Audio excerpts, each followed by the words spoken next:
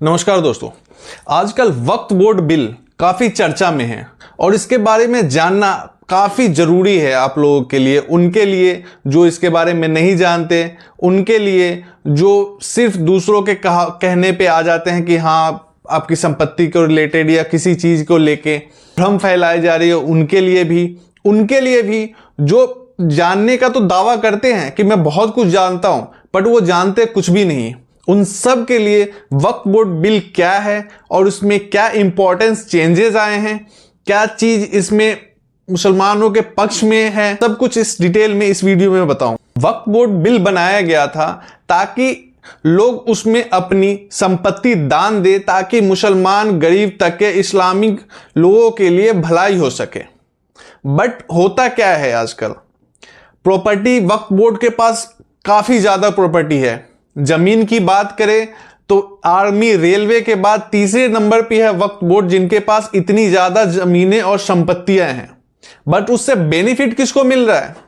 गरीब तबके के मुसलमानों को नहीं, इससे बेनिफिट मिल रहा है उन चुनिंदा कुछ लोगों को जो उसके मैनेजमेंट का हिस्सा है। रिपोर्ट आई थी कि 2019 में वक्फ बोर्ड की सालाना कमाई होती थी 151 करोड़, जो कि 2024 में 1.25 करोड़ पे सिमट के आ गई। यार मैं ये जानना चाहता हूं कि 2019 में अगर 151 करोड़ सालाना कमाई होती थी, ऐसा क्या हो गया कि 5 साल में उनकी कमाई बिल्कुल 1% भी नहीं रही। संपत्ति तो 2019 के मुकाबले 2024 में उनकी इंक्रीज हुई है, जमीनें बढ़ी है, लोगों ने दान किया है भर भर के कि हाँ मुसलमान तबके के लिए फायदेमंद हो। बट इससे बेनिफिट किसको हुआ है? उसके मैनेजमेंट को। मैं एक इंटरव्यू देख रहा था जिसमें इस्लाम धर्म के एक बंदे ने बोला था कि भाई रेंट जिसका 25,000 रुपए रेंट हो, बुक्स में उसको दिखाया जाता है कि 2,500 रुपए रेंट है। तो यार 25,000 रेंट अगर आप लेते हो और उसको दिखाते हो बुक में कि 2,500 रेंट है, तो बाकी का जो साढ़े 22,000 है वो कहां जाता है? गरीब मुसलमानों के जेब में तो जाता नहीं है, आता तो उन्हीं चुनिंदा कुछ मैनेजमेंट के हिस्से में। लोग बोलते हैं कि गवर्नमेंट टैक्स ले रही है। गवर्नमेंट अगर टैक्स ले रही है तो गवर्नमेंट क्या दे रही है आपको? बेनिफिट में रोड दे रही है, बना रही है, मेडिकल का सुविधाएं दे रही है, एजुकेशन दे रही है और कई सारी चीजें हैं जो गवर्नमेंट पे अगर आप चाहो कि यार मैं जानना चाहता हूं कि इतने पैसे लगे, आरटीआई डाल के आप जान सकते हो। वक्फ बोर्ड में अगर आप चाहो कि भाई उनके पास अगर 8 लाख करोड़ की अगर संपत्ति है या 8,000 एकड़ जमीन है या जो भी है, उसके डिटेल जानो तो नहीं जान सकते, क्योंकि उनका एक अलग ही कल्चर चलता है, उनके अलग ही कानून चलते हैं। है तो इंडिया में, बट उनके कानून अपने चलते हैं। यार जब इंडिया में सब पे कानून लागू होता है, कोई भी हो, हिंदू, मुस्लिम, सिख, ईसाई, सब पे अगर इंडियन कानून लागू होता है, तो आपको ये स्पेशल तो हो नहीं कि आप पे लागू नहीं होगा, आप पे भी तो लागू होना चाहिए ना। लोग गुमराह कर रहे हैं, लोगों को बता रहे हैं यार वक्फ बोर्ड बिल में अगर संशोधन हो जाता है तो आपकी जमीनें कब्जा कर लेंगी सरकारें।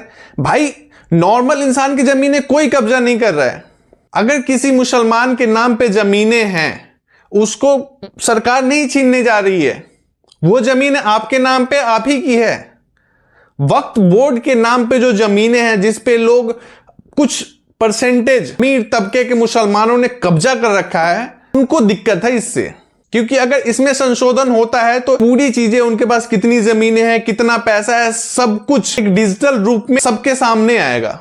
उसको हर कोई देख पाएगा, हर मुसलमान, गरीब हो, अमीर हो, देख पाएगा कि क्या संपत्ति है और संपत्ति का क्या यूज है, उससे क्या पैसे आ रहे हैं और अगर कम आ रहे हैं तो क्यों कम आ रहे हैं। बट अगर ऐसा हो जाएगा तो वो बीच के जो मुनाफाखोर हैं, जो बेईमान हैं, नुकसान तो उनको है, तो उनको तो तकलीफ होनी ही थी। हर साल वक्फ बोर्ड की जमीन संपत्ति में बढ़ोतरी हो रही है, लेकिन मुनाफे में जो उनको पैसा आना चाहिए था, जो उनकी अर्निंग रेशियो होनी चाहिए, तो वो घटती जा रही है धीरे धीरे। क्योंकि जो बेईमान तबके के हैं, जो अपना कब्जा जमाए बैठे हैं, उनके जेब में सारे पैसे जा रहे हैं।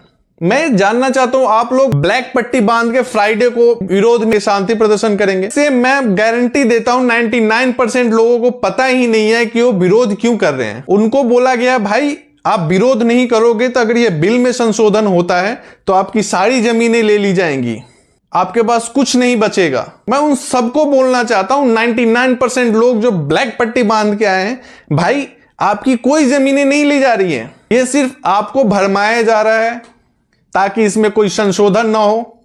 अगर इसमें संशोधन होता है तो फायदा आप ही का है।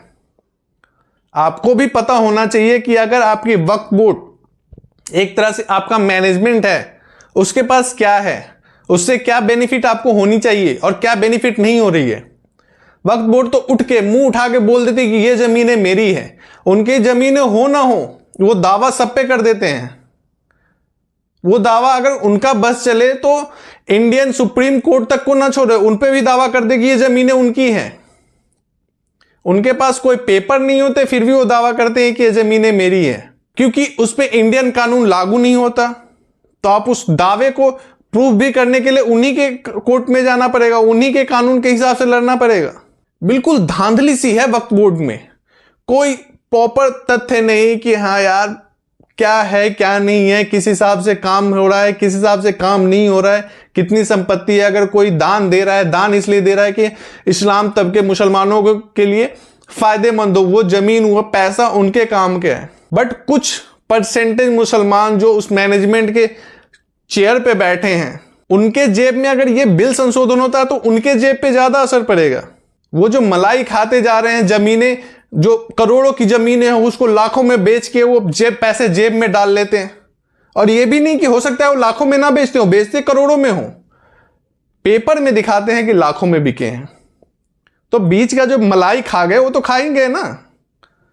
नुकसान तो उस गरीब तब के मुसलमानों को है जिनको पता ही नहीं कि यार इसमें पैसे आए कहां गए, जमीनें थी कौन सी जमीनें बिक गई। वक्फ बोर्ड का बस चले तो वो गरीब तब के मुसलमानों की जमीनें ले ले और बोले कि ये जमीन मेरी है। सरकार इन्हीं सब चीजों को बंद करना चाहती है, एक ट्रांसपेरेंसी लाना चाहती है कि हाँ उनके पास ये है तो उसका क्या सोल्यूशन है, उनके पास अगर जमीनें हैं तो कितनी है, कहां है, कैसी है, उनके पेपर उनके पास प्रॉपर हैं कि नहीं है। इसमें तकलीफें ओवैसी जी को, अखिलेश यादव को, कांग्रेस को, जितने भी हैं सबको हो रही है। ओवैसी को तो होनी है, सबसे ज्यादा तो खुजली उनको होनी है, क्योंकि उनके जेब पे भी डाका डल रहा होगा।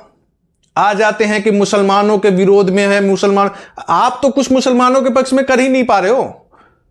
जब आते हो भाषण देके चले जाते हो, आपने क्या किया है मुसलमानों के लिए? मुझे कुछ नहीं दिखाई दिया कि मुसलमानों के लिए क्या दिया है। सिर्फ भड़काऊ भाषण के अलावा कुछ नहीं दिया है। अखिलेश यादव आता है कि हाँ मैं टोपी पहन के, हाँ मैं मुसलमानों के पक्ष में हूं। अबे आप सिर्फ वोट की राजनीति करने आते हो, बस, और कुछ नहीं। आज आपको दिखे कि मुसलमानों से वोट नहीं मिलने तो कल को आप टीका लगा के बैठ जाओगे कि हाँ मैं तो हिंदुओं के पक्ष में हूं। हिंदू मुस्लिम करते करते आप लोगों को कोई काम नहीं है, देश के लिए काम नहीं करना। देश में अगर कानून सब पे लागू होता है तो वक्फ बोर्ड पे कानून क्यों नहीं लागू होगा? जब हिंदू के मंदिरों पे अगर सरकार के कानून लागू होते हैं तो मुसलमानों के मस्जिदों पे क्यों नहीं लागू होगा? सरकार जब बोलते हैं कि हाँ सरकार सबके लिए है तो सरकार के कानून भी सब पे होंगे। मानो या ना मानो, हिंदुस्तान है और हिंदुस्तान के कानून सब पे लागू होते हैं। हिंदू हो, मुस्लिम हो, सिख हो, ईसाई हो, कोई भी हो, ओवैसी हो, अखिलेश यादव हो या कोई भी हो, विरोध करने वाले तो विरोध करते रहेंगे क्योंकि उनको जनता की भलाई से कोई मतलब ही नहीं है। उनको सिर्फ मतलब है तो वोट की राजनीति से और अपने जेब कैसे गर्म करने हैं, बस इससे, उससे ज्यादा कोई मतलब नहीं है इनको। बाकी आप लोग समझदार हैं, किसी के बहकावे में आके कोई भी डिसीजन ना ले, पहले जाने की क्या सही है क्या गलत है तभी कोई डिसीजन ले। ऐसा नहीं सरकार बोल रही कि मैं बैठ जाऊंगा, मैं उसको कब्जे में ले लूंगा, सब कुछ कर लूंगा, ऐसा कुछ नहीं बोल रही है। तो पहले डिटेल में जाने तभी कोई डिसीजन ले। धन्यवाद।